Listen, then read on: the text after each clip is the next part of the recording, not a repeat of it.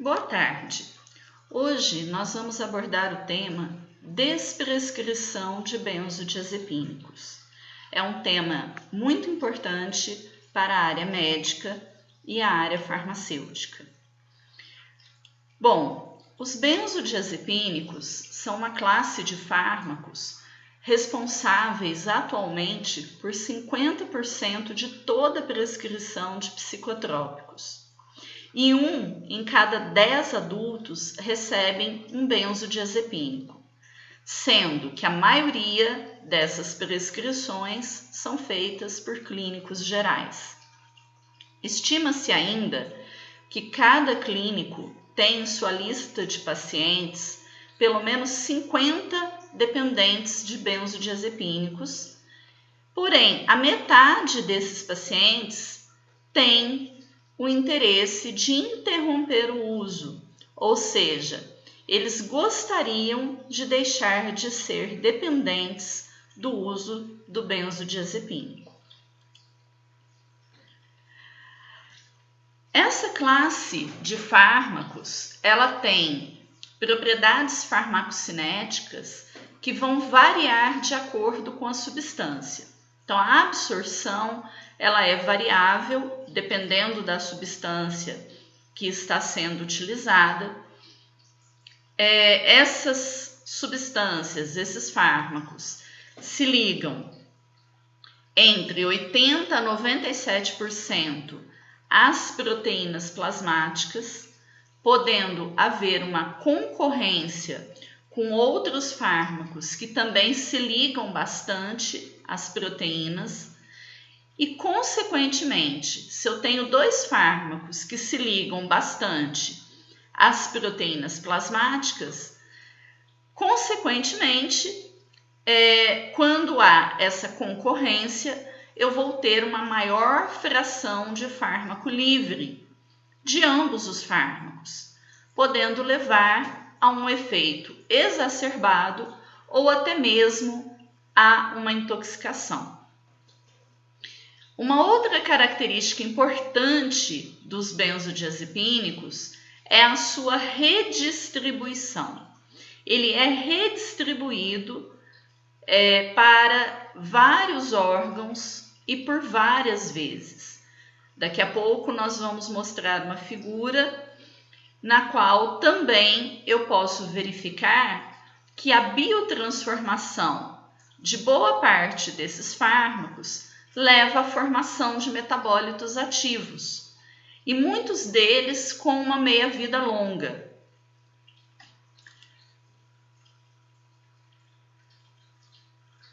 Veja essa figura. Nós temos aqui, por exemplo, o diazepam. O diazepam, ele é metabolizado e ele forma o desmetildiazepam. O desmetildiazepam, ele é um metabólito ativo. Então, esse desmetildiazepam, ele vai ser redistribuído no organismo e vai exercer um efeito. Depois, ele é metabolizado em oxazepam, que também é um metabólito ativo, vai ser redistribuído, exercer efeito, e só posteriormente ele é conjugado no fígado e excretado por via urinária. O alprazolam e o triazolam, por exemplo, também formam metabólitos ativos, metabólitos alfa-hidroxi. Porém, esses metabólitos vão ser redistribuídos, exercer a sua ação e em seguida já serão conjugados. Olha o clordiazepóxido, uma substância antiga que praticamente hoje não se usa mais. Por quê? Ele forma vários metabólitos, inclusive vários metabólitos ativos. Então, essas substâncias têm uma meia-vida longa no organismo. O diazepam tem uma meia-vida bastante longa, o clonazepam, que não está aqui nessa figura, mas ele também tem uma meia-vida longa.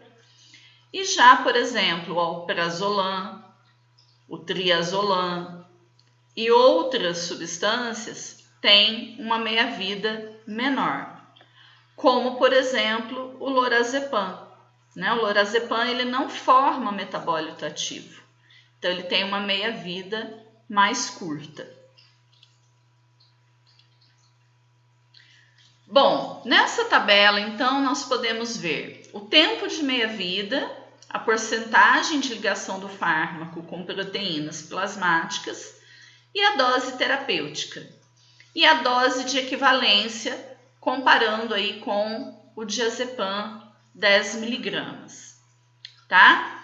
Então, uma coisa importante, quando eu fiz um trabalho de acompanhamento farmacoterapêutico com pacientes que utilizavam psicotrópicos, uma das perguntas que uma paciente me fez foi a seguinte, que ela utilizava inicialmente o diazepam de 10 miligramas, mas que a médica havia substituído pelo clonazepam. E ao substituir pelo clonazepam, como o diazepam é 10 miligramas e a dose equivalente do clonazepam 2 miligramas, mas ela não sabe disso, qual foi a pergunta? Ela me perguntou se ela tinha que tomar 5 comprimidos do clonazepam para ter o mesmo efeito que o diazepam fazia no organismo dela. Então, isso é muito importante. É importante que nós orientemos o paciente. Quanto menor a miligramagem, mais potente é a substância. Então, isso é fundamental. Um outro aspecto importante aqui, você observa que o midazolam ele tem uma meia-vida muito curta. Portanto, ele é utilizado apenas para induzir o sono em algumas situações. Por exemplo, se o paciente vai ser submetido a um procedimento médico, por exemplo, uma endoscopia, aplica-se o midazolam. Eu não vou aplicar um diazepam, que tem uma meia-vida extremamente longa, e esse paciente ele vai ficar, então, sedado, ele vai ter efeitos do diazepam durante o dia todo, sem necessidade. Então, o correto é a utilização do midazolam, de um benzodiazepínico de meia-vida muito curta. Alguns pacientes no CAPS, por exemplo, utilizam midazolam e clonazepam, midazolam e diazepam.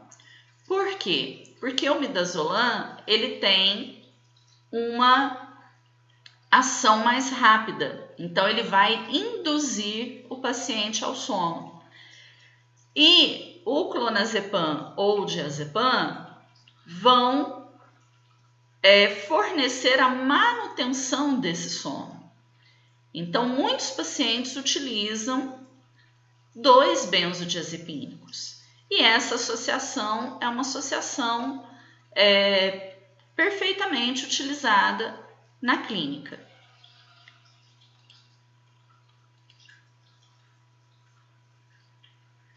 Bom, qual o mecanismo de ação dos benzodiazepínicos? O mecanismo de ação dos benzodiazepínicos é que eles facilitam a ação do GABA.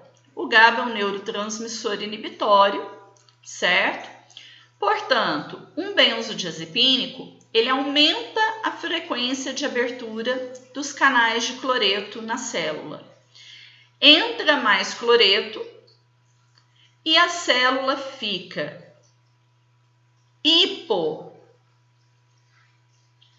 hiperpolarizada e hipoexcitável, ou seja, eu tenho muito cloreto na célula. Vocês podem ver aqui nessa figura, eu mostro o receptor para o GABA esse receptor ele tem um sítio para ligação do GABA e um sítio para ligação do benzodiazepínico. Portanto, o local de ligação do benzodiazepínico não é o mesmo local de ligação da molécula do GABA. E você observa aqui, né, que eu tenho o cloreto. O cloreto, então, quando o GABA se liga, abrem-se os canais de cloreto e o cloreto entra na célula. A célula fica hiperpolarizada e hipoexcitável, ou seja, eu preciso de um estímulo bem maior para excitar a célula, para que ocorra um potencial de ação. Quando nós utilizamos um benzodiazepínico, você observa ele aqui em azul, o benzodiazepínico, ele vai então se ligar no seu sítio, em seu receptor, e o cloreto vai entrar na célula, né? Então aumenta a frequência de abertura dos canais de cloreto e a célula fica muito mais hiperpolarizada e muito mais hipoexcitável. Então, esse é o mecanismo de ação do benzodiazepínico. E o barbitúrico? E o fenobarbital, por exemplo? Os barbitúricos, eles atuam também num sítio diferente, tá? Não é nem o sítio de ligação do GABA e nem o sítio de ligação dos benzodiazepínicos. Mas nós não vamos abordar os barbitúricos. O nosso foco hoje são os benzodiazepínicos. No slide anterior,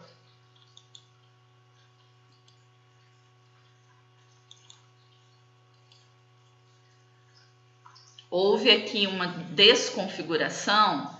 Eu coloco o tratamento da intoxicação por benzodiazepínicos. A intoxicação por benzodiazepínicos, ela tem tratamento. Existe um antídoto, que é o flumazenil. Essa substância ela é um antídoto para a intoxicação, tá? Portanto, os benzodiazepínicos são substâncias muito mais seguras do que, por exemplo, os barbitúricos. Os barbitúricos não têm um antídoto, tá?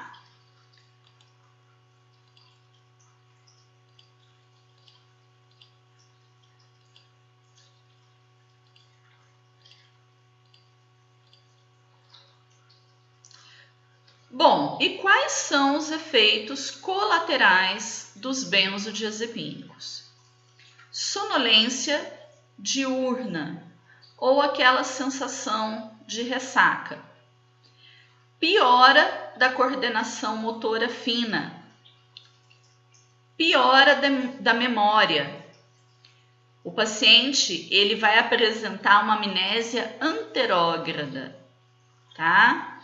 Então, por exemplo, ele pensa algo que ele deveria pegar na cozinha e quando ele chega na cozinha ele já não lembra mais o que ele foi pegar, tá?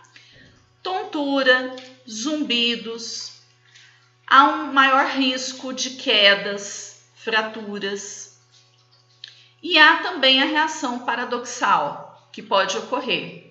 Consiste num estado de excitação, ou seja, ao invés do benzodiazepínico causar tranquilização, sedação, ele acaba causando agitação, excitação, agressividade, e isso é mais comum em crianças, idosos e pessoas com alguma deficiência mental. Então, muitas vezes isso pode ocorrer. O paciente utilizar o benzodiazepínico e referir que ao invés dele sentir o efeito esperado, ele teve um efeito contrário. Esse efeito é o efeito paradoxal. Também, essas substâncias levam a uma anestesia emocional, tá? Uma certa indiferença a eventos da vida. Então, por isso que muitas vezes o paciente, ao invés de tentar resolver o problema dele, aquilo que o aflige, ele busca a utilização dessas substâncias. E muitas vezes de uma forma irracional, levando à tolerância e à dependência. E, obviamente, o risco de dependência. 50% das pessoas que usaram por mais de um ano o benzodiazepínico chegam a usar por 5 a 10 anos. Eu conheci uma paciente no ambulatório, no qual eu fazia o meu trabalho de doutorado, no ambulatório de psiquiatria, que ela tinha aproximadamente 75 anos e ela usava benzodiazepínicos há pelo menos 35 anos. Ela chegou utilizando 6 comprimidos de lorazepam e, com muita dificuldade, a psiquiatra conseguiu reduzir para 2 comprimidos. Mas todas as vezes que a paciente ia ao ambulatório, ela se queixava e ela tentava fazer com que a médica aumentasse a quantidade de comprimidos do lorazepam que ela utilizava. Bom, e quais são os custos socioeconômicos do uso prolongado de benzodiazepínicos? Um risco aumentado de acidentes, seja no trabalho, seja no tráfego, seja em casa.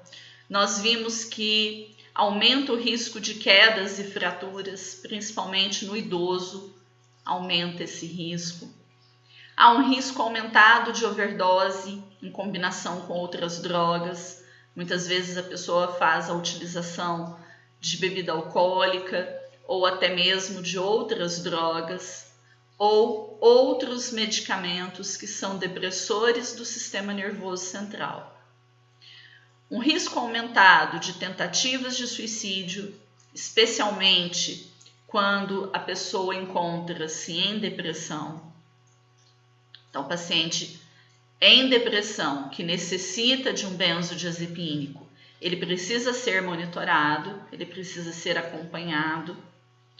Um risco de atitudes antissociais, a contribuição para problemas de ordem interpessoal, a redução da capacidade de trabalho e muitas vezes desemprego, e o custo com internações, consultas, exames e diagnósticos.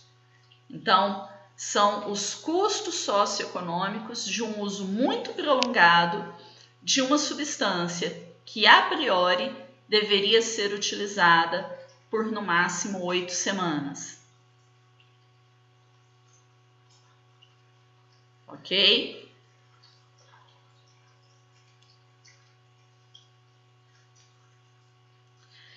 E quais são os usos clínicos dos benzodiazepínicos? Eles não são utilizados apenas para o tratamento da insônia. Eles podem ser utilizados em transtornos de ansiedade, como, por exemplo, transtorno de ansiedade generalizada, síndrome do pânico, transtorno obsessivo-compulsivo. Podem ser utilizados no transtorno misto de ansiedade e depressão, porque a ansiedade e a depressão, muitas vezes, elas andam de mãos dadas. O paciente, ele apresenta um transtorno misto, ou seja, ele tem sintomas ansiosos e ele tem também sintomas depressivos. Pode ser utilizado no transtorno bipolar, principalmente do tipo 1. Em situações de acatesia, tá? A acatesia é uma agitação de braços e pernas, então pode ser utilizado nessa situação. E outras indicações como miorrelaxantes, anticonvulsivantes e etc.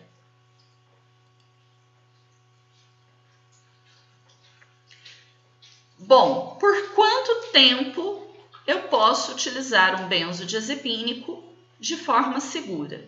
A literatura refere 8 semanas. 8 semanas é um período máximo para que eu utilize esse fármaco com segurança. Mais de 3 meses aumenta a possibilidade de tolerância e dependência. Então, esses fármacos, por exemplo, num transtorno ansioso, não deve-se utilizar apenas o benzodiazepínico. O benzodiazepínico, ele deve ser combinado normalmente com um antidepressivo que tem propriedade ansiolítica, até que esse medicamento exerça o seu efeito. O paciente pode ir utilizando o benzodiazepínico concomitantemente. Então, o paciente vai utilizar o benzodiazepínico e o antidepressivo, que tem a capacidade de tratar a ansiedade. E com 8 semanas, o efeito do antidepressivo na ansiedade, ele já vai estar sendo demonstrado e o médico pode, então, suspender o uso do benzodiazepínico.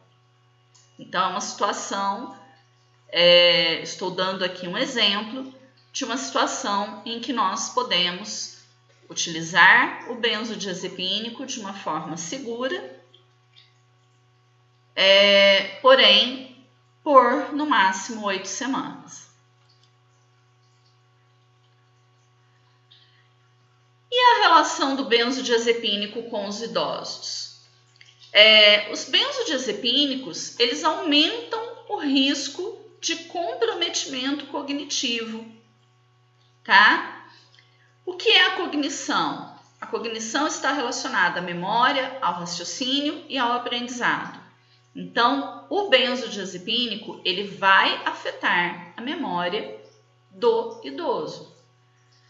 Ah, mas eu conheço um paciente que ele tem Alzheimer e ele usa benzodiazepínico. Aí tem que avaliar em qual situação esse benzodiazepínico foi inserido.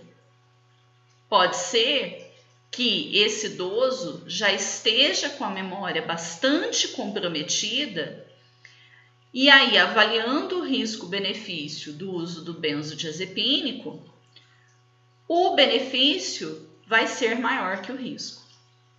Então, cada caso precisa ser avaliado, mas em linhas gerais, o benzodiazepínico ele não deve ser utilizado por idosos. Aumenta o risco de quedas, fraturas, acidentes com veículos motorizados, tá? Então, a priori, evitar o benzodiazepínico nos idosos e evitar qualquer benzodiazepínico para tratar insônia, agitação ou delírio nos idosos. A insônia, ela deve ser tratada com outras substâncias. Luciene, podemos utilizar, por exemplo, um Zolpidem, um Zaleplon, uma Zopiclona? Também não. São substâncias hipnóticas, hipnóticos sedativos, que também oferecem riscos para os idosos.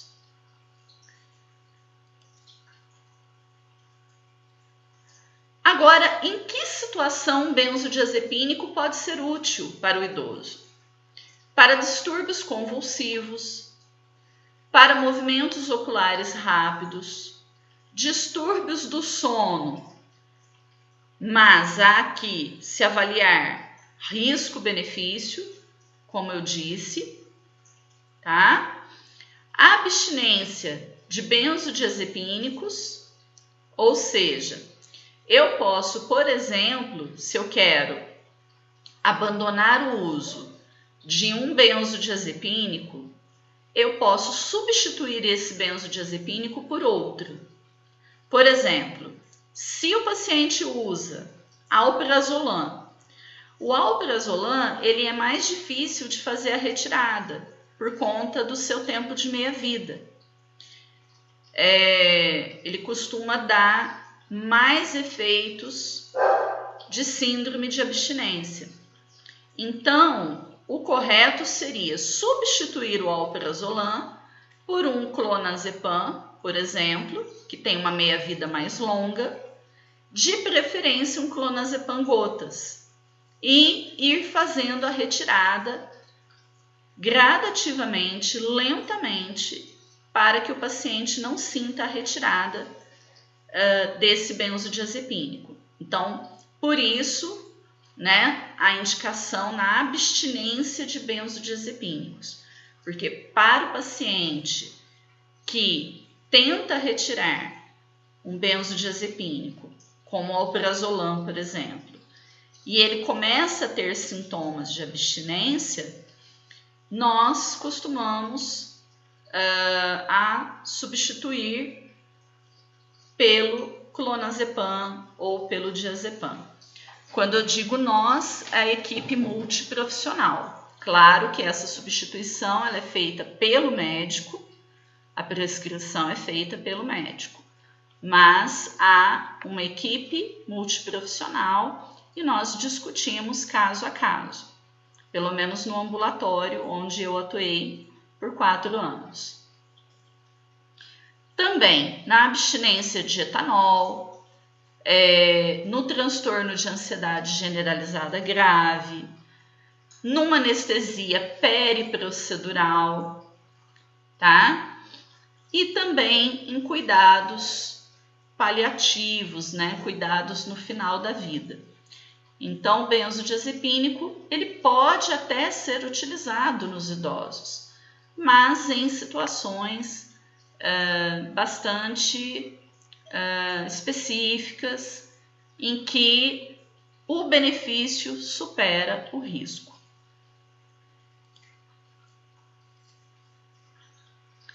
E o que são fármacos hipnóticos? São aqueles fármacos que eu citei, o zolpidem, a zopiclona, o zaleplon. Eles não são benzodiazepínicos. Eles não são benzodiazepínicos. Eles atuam no receptor GABA-A, atuando como um agonista seletivo. E alguns artigos científicos relatam casos de dependência a essas substâncias também. Além disso, essas substâncias elas têm uma meia-vida relativamente curta, o que pode levar o paciente, então, a utilizar uma dose maior, que foi indicada, e desenvolver a tolerância e a dependência a essas substâncias. Aqui nós temos alguns artigos publicados sobre o tema, eu recomendo depois que vocês façam a leitura. E agora sim nós vamos entrar no tema desprescrição. O que significa desprescrever?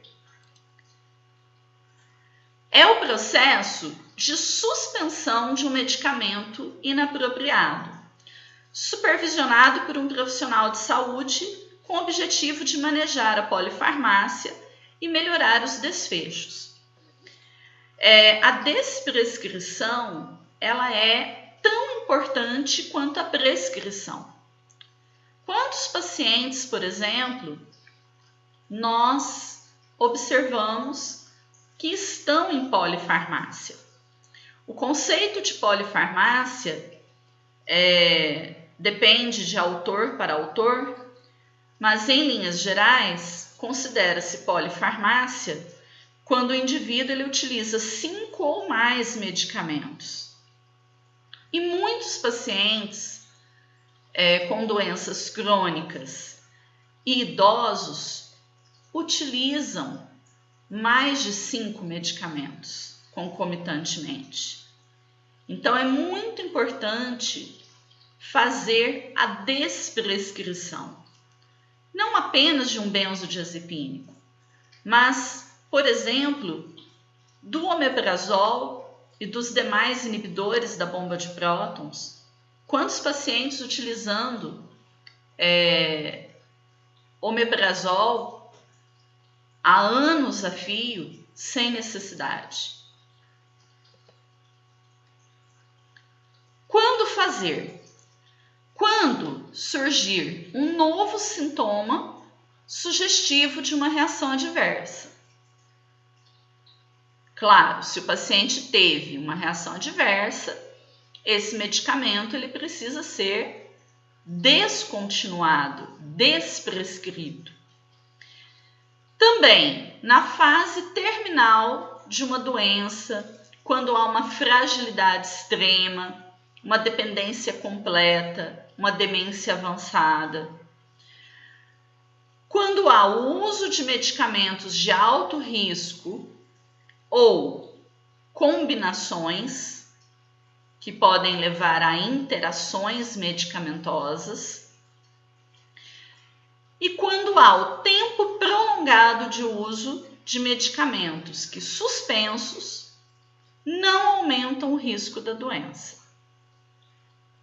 Então, essas são as condições nas quais se deve fazer uma desprescrição de modo geral. E quando se recomenda a desprescrição de um benzodiazepínico ou de um fármaco Z-hipnótico? Aqueles Zaleplon, o Zolpidem, a Zopiclona.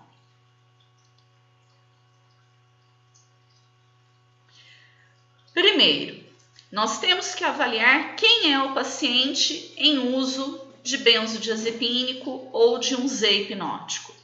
Quem é esse paciente? Descobrir se há na história pregressa ou na história atual ansiedade,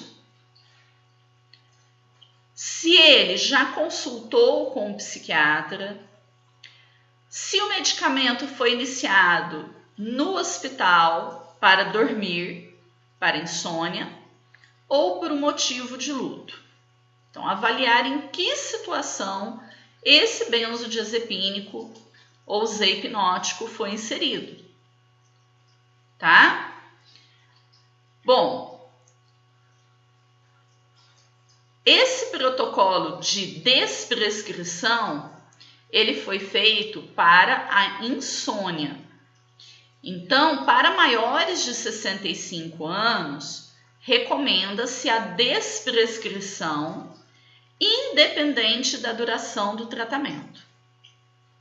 E para pessoas com 18 a 64 anos, tomando benzodiazepínicos por mais de 4 semanas, para o tratamento da insônia.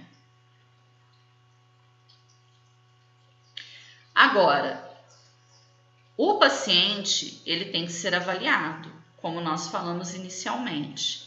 Então, se ele tiver outros distúrbios do sono, como por exemplo, a síndrome de pernas inquietas, se ele tiver uma ansiedade não tratada, se ele tiver depressão, se ele tiver uma outra condição física ou mental que pode estar agravando a insônia, deve-se continuar o uso do benzodiazepínico, deve-se tratar essa condição. Então, se o paciente ele tem um transtorno ansioso não tratado, ele deve tratar. Se ele tem depressão, ele deve tratar a depressão. Ou se o tratamento não está dando resultado, o tratamento tem que ser reavaliado. minimizar o uso de drogas que causam insônia ou de substâncias que podem causar insônia. Então, diminuir o consumo de uma série de substâncias que são estimulantes. Considerar a consulta com um psicólogo e até mesmo com um especialista em sono. Agora, voltando ao caso que nós citamos. Se o paciente ele tem insônia, ele não tem outros distúrbios, ele não tem condições que podem estar agravando a insônia, o que deve ser feito? A retirada do benzodiazepínico.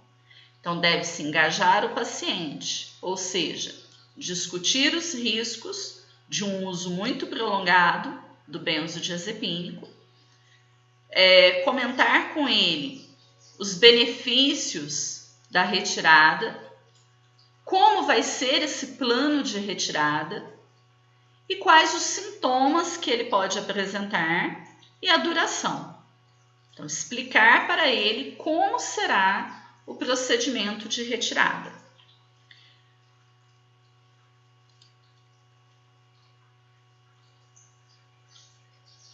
Reduzir gradativamente o benzodiazepínico e, em seguida, interromper o benzodiazepínico.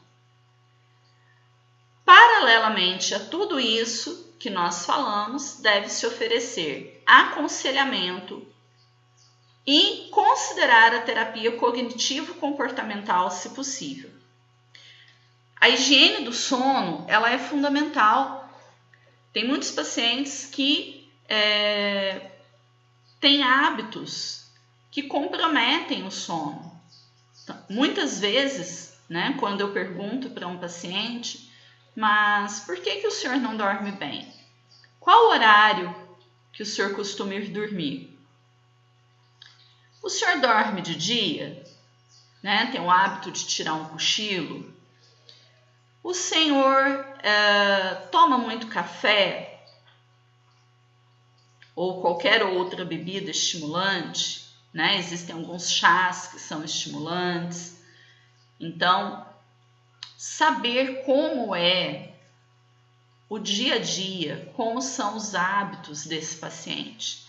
Porque muitas vezes o que está acontecendo é que esses hábitos estão interferindo.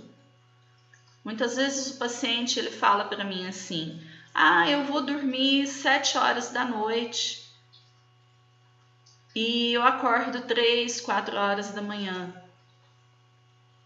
Tá certo, Nós dormimos uma média de 7, 8 horas por noite e com a idade a tendência é dormir menos. Então, se ele vai dormir às 7 da noite, ele não vai acordar às 7 da manhã, porque aí ele não está querendo dormir. Eu costumo dizer que ele está querendo hibernar, certo? Então, saber como são os hábitos desse paciente é fundamental. Monitorar o paciente a cada 1 ou 2 semanas, enquanto houver a redução gradual do benzodiazepínico. Observar como o paciente está reagindo a essa redução gradual. Espera-se que ele tenha uma melhora da memória, que ele tenha uma melhora em relação à cognição, ao raciocínio, à aprendizagem. Espera que ele esteja mais alerta e menos sedado durante o dia. No entanto, podem aparecer sintomas da retirada, certo? Esses sintomas são insônia, irritabilidade, agressividade. Ele pode ter sintomas gastrointestinais. Geralmente são sintomas leves e que duram poucos dias, tá? Considerar o uso de medidas não farmacológicas é fundamental para esse processo, tá? e também considerar o uso de abordagens comportamentais, como já foi falado.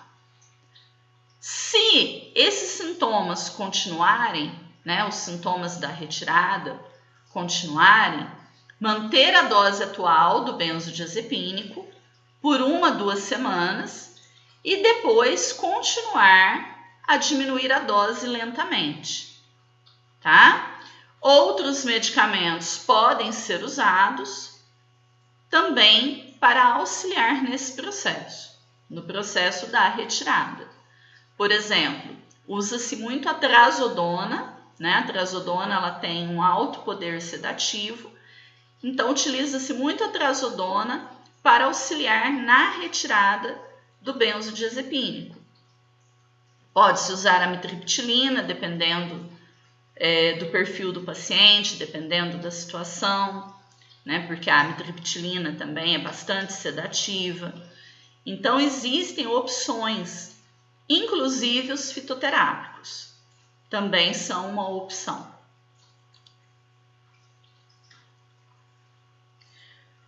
Bom, aqui nós temos os sinais e sintomas da retirada um pouco mais detalhados. Podem ocorrer tremor, calafrios, tontura, dificuldade de concentração, né, uma certa fadiga, dor de cabeça, entre outros sintomas. Por isso que a retirada tem que ser lenta, gradual. A retirada ela pode ser feita entre 4 e 8 semanas. Alguns pacientes vão precisar de um tempo maior, mas não mais que 6 meses. Veja bem, se o paciente ele tem, né, uma dificuldade com a retirada, nós não precisamos ter pressa. Ele pode, né, fazer uma retirada um pouco mais gradual. Normalmente, já falei isso para vocês, né? Pode-se substituir um medicamento, um benzodiazepínico de meia-vida curta por um de meia-vida longa e fazer a retirada gradativa. Nesse processo, dá-se preferência para medicamentos que são utilizados na forma de gotas, porque eu consigo retirar uma gota por semana ou uma gota a cada 15 dias. Pode-se também utilizar antidepressivos com ação sedativa. Nós falamos aqui da trazodona, da amitriptilina, por exemplo. Aqui nós temos alguns artigos também que falam sobre isso, né, o uso de antidepressivos para tratar a insônia. E aqui nós temos algumas dicas para a higiene do sono, né? Evitar o consumo de substâncias estimulantes, evitar a prática de exercícios físicos muito próximo da hora de dormir, adequar o quarto, né? O quarto não deve ser um local de trabalho, você não deve colocar o computador no quarto, o quarto deve ser um local confortável, com uma temperatura confortável, ventilado, com uma boa cama. Você deve estabelecer horários regulares, né, para dormir e acordar, então manter uma rotina, evitar os cochilos durante o dia, fazer refeições leves antes de dormir, né? Não dormir com fome, porque aí você não vai conseguir dormir, e também nem com o estômago pesado. Evitar atividades à noite que podem estimular muito, como, por exemplo, o uso de computadores, de televisão. A leitura depende, tem pessoas que despertam com a leitura e tem pessoas que já conseguem dormir, né, fazendo uma leitura no início da noite, quando vão se deitar. Então, todas essas dicas, elas são muito importantes para o paciente, para que ele tenha bons hábitos de sono.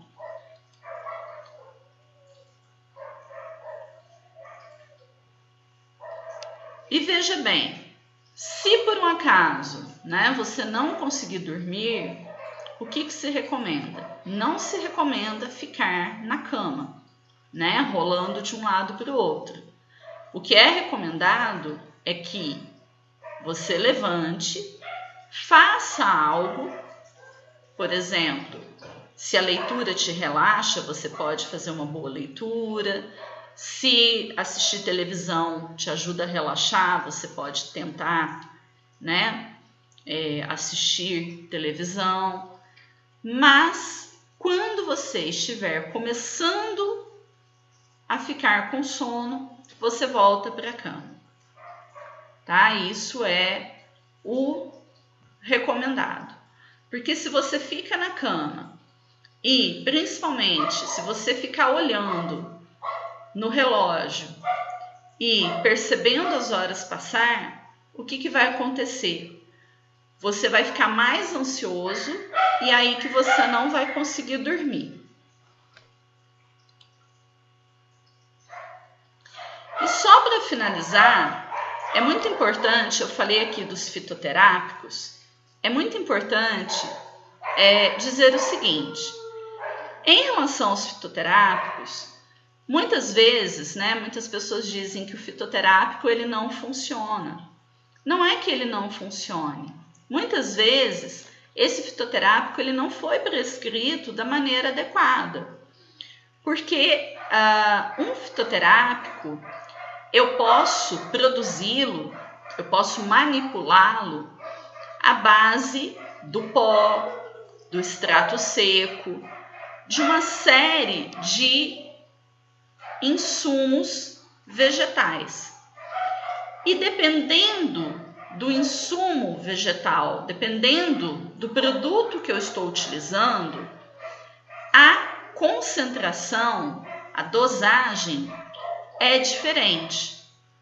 Então, por exemplo, se eu penso em uma valeriana, a valeriana de 50 a 100, 150 miligramas é para quando você vai manipular o extrato seco. Se você for utilizar o pó da valeriana, essa dosagem ela vai ser muito maior. Então é muito importante que o prescritor ele coloque na receita, na prescrição, qual é o insumo que deve ser utilizado. Ah, Luciene, mas as farmácias não sabem disso? Sabem, deveriam saber. Mas, muitas vezes, se o médico não coloca, a farmácia acaba utilizando a matéria-prima que ela possui, a matéria-prima mais barata. E, por exemplo, se eu manipular uma valeriana 50 miligramas com o pó, realmente não vai ter efeito. Então, fica essa dica em relação aos fitoterápicos, porque são também medicamentos que podem ser utilizados como estratégia para o auxílio da retirada dos benzodiazepínicos. Bom, eu agradeço e se vocês tiverem alguma dúvida, vocês podem postar no canal ou mandar um e-mail para mim, que eu terei o maior prazer em responder. Obrigada!